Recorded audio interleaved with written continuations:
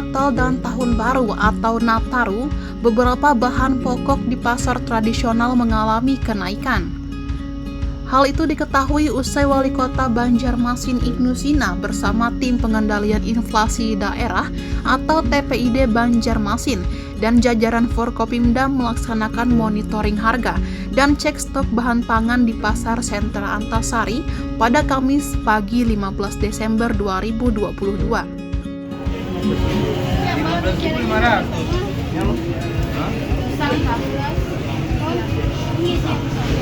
Penyebab inflasi tertinggi itu ternyata masih harga beras yang naik.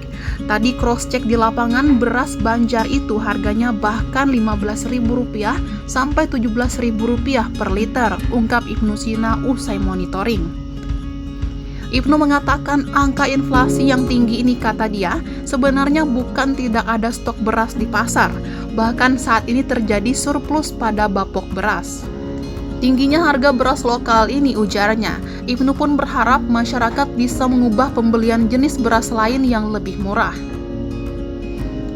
Namun ia juga tak menampik saat ini sudah ada masyarakat mulai berpindah pilihan mengkonsumsi beras. Yang dikonsumsi oleh masyarakat itu kan beras Banjar, itu yang dijadikan patokan angka inflasi. Kalau perilaku ini bisa kita geser, masyarakat mau mengkonsumsi beras yang Rp9.000 tetapi tetap karau seperti beras Sulawesi atau beras Pamanukan, Jawa Barat, jelasnya. Dilanjutkan pucuk pimpinan kota Baiman itu, jika hal itu dilakukan maka harga beras lokal akan turun. Selain beras, kenaikan harga juga terjadi pada komoditas daging sapi. Hal itu terjadi dikarenakan adanya penyakit mulut dan kuku. Ia pun berharap harga bapok yang naik di pasar yang juga menjadi pusat distribusi bahan pangan itu bisa dikendalikan dan inflasi akhir tahun bisa ditekan. Memantau harga-harga pasar, terutama di kawasan Antasari sebagai pusat distribusi bahan pangan. Nah, kami berharap tadi dari peninjauan ini kita bisa mendapatkan beberapa hal. Yang pertama, penyebab inflasi tertinggi itu ternyata memang masih di beras. Tadi udah cross check di lapangan, beras lokal, beras Banjar itu di harga Rp15.000 bahkan sampai Rp17.000 per liter.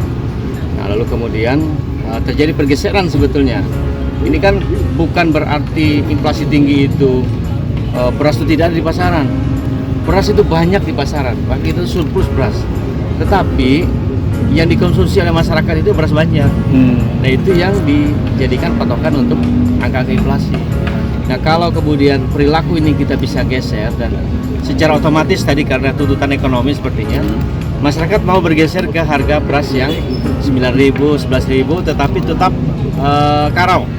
Artinya pilihannya adalah beras Sulawesi atau beras Panawakan apa? Jawa Barat. Pamanukan Jawa Barat. Nah, itu sama seperti beras Banjar. Harganya bisa lebih murah, Rp11.000, Rp12.000.